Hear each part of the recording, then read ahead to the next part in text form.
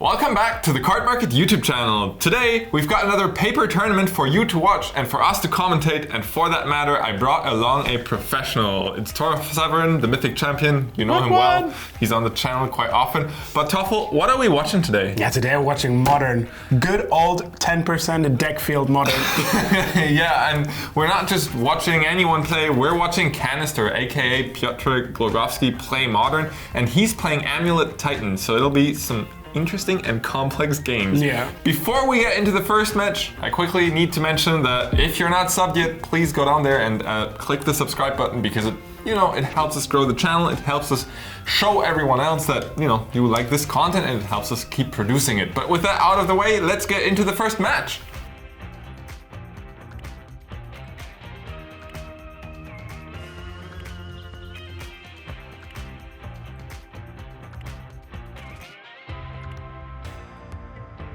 Alright, so first round, we've got a matchup that, I don't know, kind of is all, like, it sums up Modern quite well. We've got Grixis Death Shadow, which is like this kind of mid-range aggro deck going up against this, Amulet Titan. I've mentioned it before, just this weird combo deck that has also been around in Modern forever, so yeah, should be an interesting game. Yeah, historically speaking, the Grixis Shadow deck needs to put on the pedal to the metal and be as quick as possible, because in the long run, Amulet Titan is just going to overpower with lands and Titans and basically everything. So, and Grixis is at least a little bit faster than it was before. You have Dragonlance Chandler, you have Ragavan, who's putting on a lot of pressure. Yeah, you also have Dress Down, which previously Death Shadow decks relied on Rage. It was a 2-mana instant spell that Temur's Battle Rage. Temur's Battle Rage is the word. That granted double strike. You don't do that anymore. Instead, you play Dress Down, which strips away the ability of the Death Shadow, which makes it a 13/13, which is usually lethal. Usually that is as close to double strike. Yeah. But also gives you situations where the Death Shadow isn't as big to hit for 13. Yeah. Anyways, you already assessed that the Grixis deck has to put on the pressure because it does not interact with the lands later on very well. Like, you don't play land destruction or stuff like that. Piotr playing a turn 1 Urza Saga, a sequence that you don't usually see that often. Isn't that like a very common? You mean that because you can't make the token? You can't really access the tokens. You prefer to have a turn 1, another land on turn 1, but Piotr heading for it here. Yeah, you're kind of not interested in the token.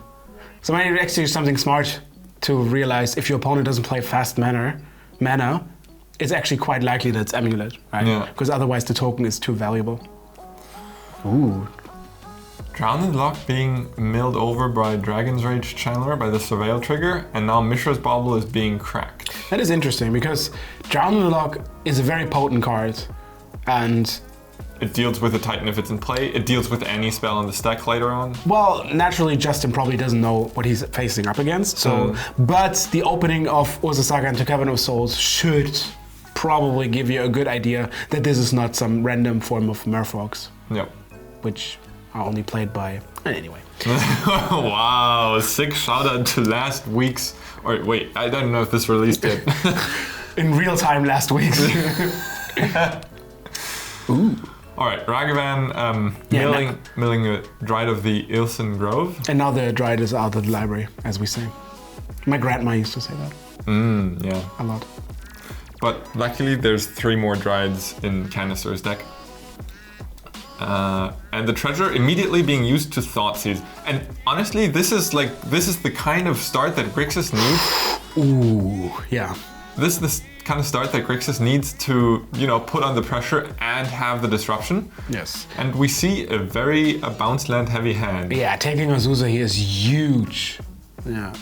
Because that means this hand basically doesn't do anything. Yeah, it just plays 1 land a turn, right? It even loses a land next turn. Of course, this will get Amulet, so your bounce lands enter untapped. Well, no, but yes. I mean, yes, they do get untapped. It's factually the same, but there are actually some differences. Specifically, when you have multiple amulets, you get actual multiple amounts of manas for 1 land. Amulet would probably be a much worse card if it just said your tapped lands enter untapped. Yes, it's just basically flat voice. Yeah, I mean, in theory, you can destroy bounce lands before the untap trigger resolves this way, but... Okay. Mr. I found the corner case is right. Finding corner cases is like... one of your specialties. I got that. So this means actually your hand is incredibly slow. You have 1/6 drop, none of your lands have utility. Yeah.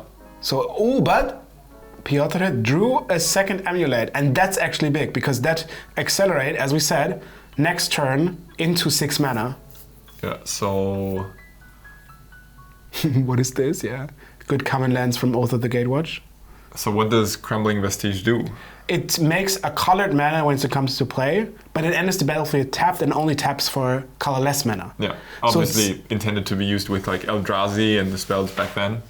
So have like a one-turn fix of your colored mana and then use the uncolored one for Eldrazi's. But in this case, within Amulet is actually a 2 mana land that doesn't bounce. Yep.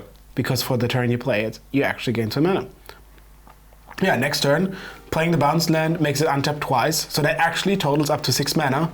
And this is huge. That means the Titan, because we already know the Titan is there. So one of the solutions now is either take the Titan, maybe within our Thoughtseize, or pray that this is not as bad as you think. Yeah, the expressive iteration I don't think found any interactive spell, so I think Justin is stuck with just trying to apply as much pressure as possible. The issue is resolving a Primeval Titan with 2 amulets on the board is usually game over. Like it's actually, I think it's mathematically just game over. Like yeah, unless there's like some resources missing from your deck already that you maybe drew or you, I don't know, got exiled or something. But right. In this case, it's looking like a game over. Do you know the exact line for Amulet? They keep changing. Like back then, it was they used the land that gives haste and vigilance, and then gave the Titan double strike. Yeah, with the Boros land. So that was usually 20 when you could activate the +2/+0 land twice, and then give double strike. As we see from the list, Piotr is not playing this land. He's playing the Hanwha Battlements to give haste, and then mostly just stabilizing by playing Valakut and putting a lot of lands into play, Radiant Fountain to gain life. So there's not actually a combo hidden in this deck. Interesting that they kind of cut that, but yeah, Piotr can easily restock on resources by getting Tolaria Wests, Urza Sagas, Valakuts to take care of stuff. You can later on cycle the Tolaria West into a Summoner's Pact, which can get you the Dryad, which turns all your lands into mountains as well, so then Valakut is instantly online. I'm certain that Piotr will find a way, you know, to navigate this into a win, attacking with. Yeah, Piotr is also very experienced with Amulet, playing that, I would say, upwards of 100 matches in Modern. Yeah, I assume so. 3-digit matches, yeah. I mean, he's gotta have more than 20 leagues on Magic Online, and then also probably some higher level tournaments like Grand Prix.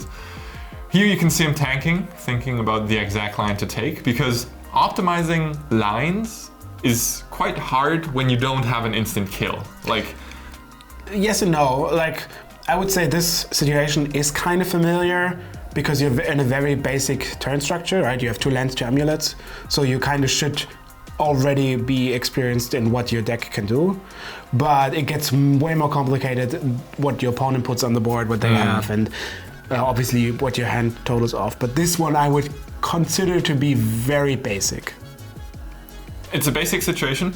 Then again, I wouldn't assume that Kanister has like more than 100 matches in this specific iteration of the deck, because as you said earlier, they used to have a combo, like they actually did stuff that instantly killed. In this case, you can see him putting the Dryad, the Summoner Pact, and the Simic Growth Chamber to the front. There won't be a lot of shuffling before.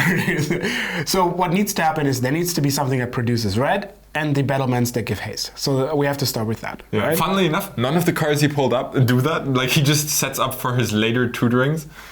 And then the West, yeah. So then we attack.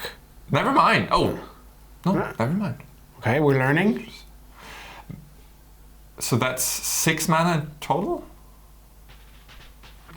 6 mana in total, yeah. So this one gets returned. So then we do it for 3. So 3 mana remaining. So no, we get never mind. Not 3 mana remaining. Only 1 mana remaining because the growth chamber is still untapped. Does the Dryad... The Dryad allows for an extra land drop, but then that's still only 4 mana. If he has the handware in hand, this might be the case, then you could give hay, but you don't have red. Yeah, you don't have red. Maybe he's not setting up for... Oh, of course you do have red from the Dryad, but you need the land to actually... There's no handware. This is Bojuka Bog. Okay, so this was just a stabilizing turn. Interesting. Then deciding, and honestly, this is like I'm certain that this was apparently the best line, a better line than trying to give haste. I don't know. Well, you get like 2 more lands. They don't matter. I'm not sure because your Titan is. I mean, it's not indestructible with Unholy Heat having no graveyard and Drown needing 2 more cards. So maybe that's just a very educated gamble of saying, okay, I know you can't kill my Titan with your deck, right? Because if you know the modern format, I mean, we have the deck list, but also Drownenloft needs 6 cards in Piotr's graveyard, and Unholy Heat needs Delirium, which is 4 different types, which are not on yet. Technically possible, specifically with Dragon Rage General, you can get there a lot. The only thing that actually could kind of mess with the thing is Dress Down when the Titan attacks, right? So that makes the Titan actually do nothing. Yeah, I think personally I would have gone for at least the same line, just get on the first fetch, get Valakut and the Hanwire Battlement, that gives haste, and then do the same line afterwards of grabbing the Simic Growth Chamber into the Dryad. I don't see you dying, like... Maybe he really wants to block the Ragavan? So you're afraid that you don't get emulated yourself? It's like, don't take my cards. All right, and now Justin needs to, find an answer to the Titan, but as you discussed just a second ago, that's really hard. Finding an answer here either involves putting 2 cards into Kanister's graveyard or putting 4 different card types into your graveyard, which there's currently 2 after cracking this fetch land. Yeah, Kanister's cards are basically untouchable because you can't kill the amulets. You only can discard. You could somehow start by killing the Dryad. There is one Kolaghan's command in the deck. I found the corner. Yeah, so no, you can also discard, like Thoughtseize also takes some, but it's quite difficult to get 2 cards in the graveyard. Oh, I'm sorry, I thought you meant just in general interacting with the amulets. Oh, alright. Drown and lock the Dryad, yes. I mean, otherwise you just basically instantly die with the Valakut. The hope here was to find a creature so that the Dragon Rage Chandler gets flying and attacks for 3. But as it stands, probably no attacks from Justin's side. Yeah, and this is kind of a bad situation. Yeah, I mean, we talked about how bad it was for Kanister to attack with the Titan last turn. Now he's attacking with the Titan, even with untapped mana and a land drop to make and stuff. There's even more resources now. Oh, is that a second Titan? Wow. It is. So yeah, I assume this game... How timely. Yeah, will be over this turn as there is another Tularia West in the deck, right? This is one of those classic things you probably can relate as, well, your nickname used to be Worst Case Jamin, which is not a joke.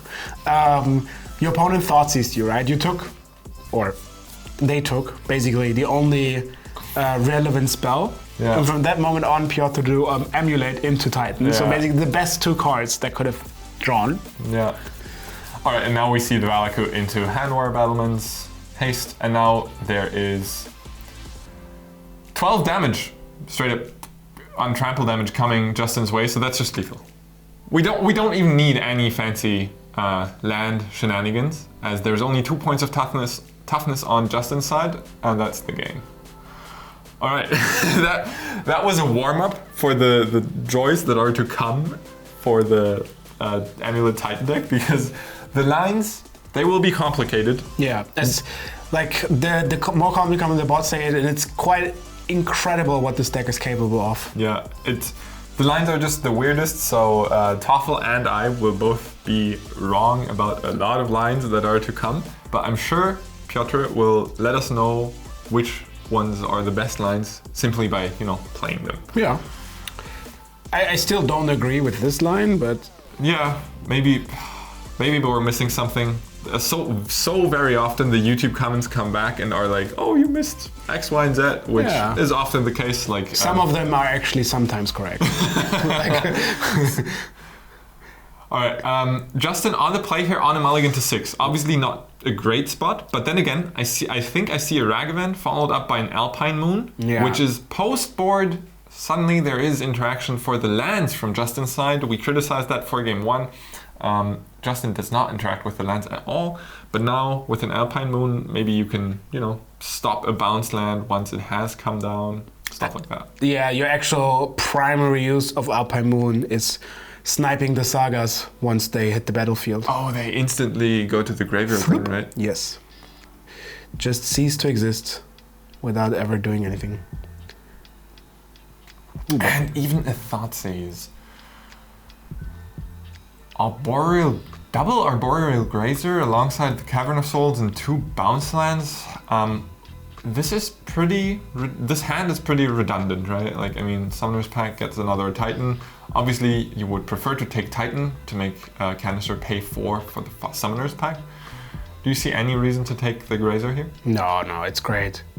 You just take the Titan and then maybe you can counter the Pact because it's always counterable by Drowning Lock, or you deal with it later, but that is pretty great. So, trivia question number 1, Mr. Jamin. What type is this Cavern of Souls naming? I've played a bunch with Arboreal Grazer during the past few weeks. I can tell you it's not a very long word. Yeah, I think it's Beast. That's highly unlikely. Highly unlikely, you say? I would say it's like Ape or something. No, it must be... I don't know. I mean, when you're watching this video, easily just open another tab. No, write in the comments before what you think is correct. If you don't know, write in the comments and then guess what it is. I mean, even if you know, just flex with your knowledge of magic cards. It looks like Ape. You look like an ape. All right, turn 2. Justin has he now has access to the dashed Ragavan, which obviously doesn't make any sense against the Grazer.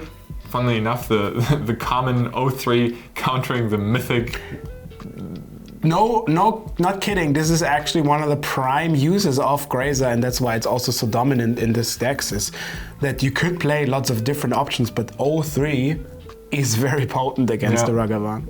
Yeah, it's crazy how much better Grazer is than other comparable options, just because it can block so well and also has its ability happen on entering the battle. There's another card which makes an 0-3, which is also quite good just because of Ragavan. The crab one. Yes, hard evidence, very good. Hard evidence, creating clues and stuff. Oh, dress down in response to the Grazer prevents the Grazer from putting a land into play. Beautiful. Yeah, I mean, beautiful is it's a thing, It's a thing. I find it beautiful, Toffel. 2 Grazers walling up against that Ragavan. Good for you. Yeah, Ragavan now really seems... Imagine like you buy your 80 to 100 euro card from Cardmarket, and then it just has a 10-cent counter. Yeah, beat it. Ooh, and we see a beautiful Kamigawa full art land. And now we see the Alpine Moon coming down, and now Justin's got a choice to make, because there's a bunch of lands in Kanister's deck. Yeah, you kind of have to navigate through what you want to name, especially if there's an exploration map. That means you can basically name anything that comes or could come. I assume... What's the most valuable land now? It's still... I mean, naming Simic Growth Chamber takes away 1 mana right now, because as it stands, Simic Growth Chamber produces 2 mana, but... apparently this was not named. No, it was not named. It's Urza Saga? Yeah. Urza Saga. There's maybe like a consideration to name Tolaria West, because then you can't cycle. Although maybe the Alpine Moon says land cards and not lands, depending on if that works in hand. I don't think so, but I'm also not certain. But in this case, it's also Saga, and this doesn't look good. No. I mean, okay, so let's say Tolaria West actually wouldn't work, then this is actually not that threatening, right? Because your opponent is kind of just playing O3s and lands. Yeah, but at the same time, Justin needs to be the one that puts on the pressure. Like, Right. as it stands, Piotr just gets a free draw after a free draw just by, moving through the turns, and Justin doesn't put on any pressure, and he's not going to do that anytime soon either, because Ragavan's not coming through. I don't think there's a Death Shadow. Even Death Shadow is just running into Arboreal Grazers. Dress Down doesn't do anything about that. Well, Death Shadow kills it. Yes, but then still, like, Piotr survives another 2 turns just for free by blocking with the Grazers. Now this is a hardcast Ragavan, appreciating or acknowledging the fact that dashing doesn't do anything because there's blockers, and it pass back. There is Dress Down, and there's also Drowning Lock. So there are some means of protecting against Titan. Ooh, Valakut is big. Yep, Valakut's great. Dress Down, it prevents like 1 turn of Valakut triggers because, well, suddenly all the lands are no longer mountains. But afterwards, Dress Down's gone, and the Dryad will stay in play. If you want to know why Dress Down actually prevents this, you can look at the rules guide at the part where it says dependencies, and then ask yourself why you ever wondered why that is. Because those are funny layer interactions, which are... Oh yeah, where things gain abilities and stuff. Oh, yeah. Don't hit me with that. I'm gonna just raise my hand and call the judge, and that's it. Yeah, if you ever had like fun with Humidity and Blood Moon, this is where other people have fun, like, and you're just like, what are you doing? If they light up by the words Humidity and Blood Moon. All right, so Piotr, you're having to take a weird tap thing, because while Dryad does turn all your lands into all basic types, you have to produce green and blue with the Simic Growth Chamber because, well, the basic land types don't grant it double mana abilities or anything, so he has to tap the Cavern of Souls for blue. Well, you have all the regular mana abilities, but that only makes 1 mana, Yeah, which is sad. And I think Kanister also still has his regular land drop remaining, playing the Valakut. Funnily enough, not triggering yet because there's only 4 lands on the battlefield, although it feels like there's 6 with the bounce lands, but nope. Valakut doesn't care about your ability to produce mana, it only cares about the land count. Passing that back to Justin, I'm not feeling great about Justin's spot here. And another Ragavan, oh no, that's a Dragon Rage channel. At least that's something that can slowly attack through the Grazers, but don't forget, those have reach. So they won't permanently, like they can jump block the channeler. Gives you a little bit of library fixing if you cast some spells. Yeah. Unfortunately, it doesn't give you card advantage because that's also something you need right now. The whole deck doesn't have card advantage. There's Expressive Iteration. Yeah, but yeah, fair. Did you just call the best card advantage spell in 2022? Like, yeah, that's fair. Yeah, no, it's actually. Oh, hello. Hello, yet another Titan. All right, and this is the trigger being pulled for Dress Down because that's, necessary to prevent Titan from fetching more lands, and now is kind of the time to find an answer to that Titan. Well, good luck.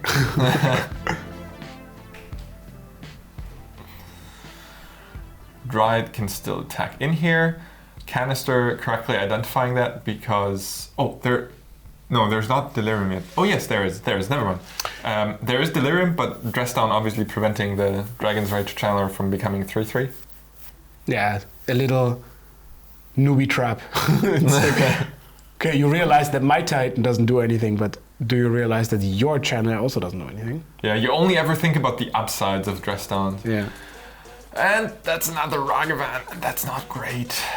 What's the other card in hand? Can we tell? Does it terminate? It looks like a Terminate, right? Well, that would be kind of fortunate.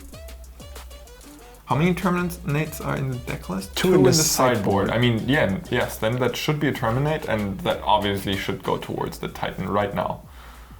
I mean, yeah. You can attack first to make your opponent take an uninformed decision.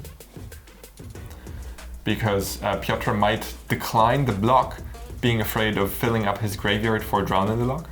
Whereas if the Titan is already terminated, yes. And Justin does the correct thing of attacking first. Also, there's no correct thing because the Janna needs to attack if there's Delirium. Yeah, but if you terminate it beforehand, that might influence Piotr's block decision. But that attack is actually very mandatory. All right. I would like to attack, question mark. This is the point where you usually don't expect anything to happen, but... Yeah, but then it happens. The top deck to terminate. Trigger. Even with more library filtering built in.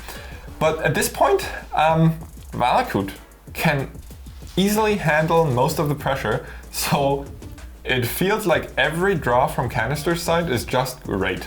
Yeah, you ended the sweet spot of Magic is no matter what you draw, it's gonna do something great.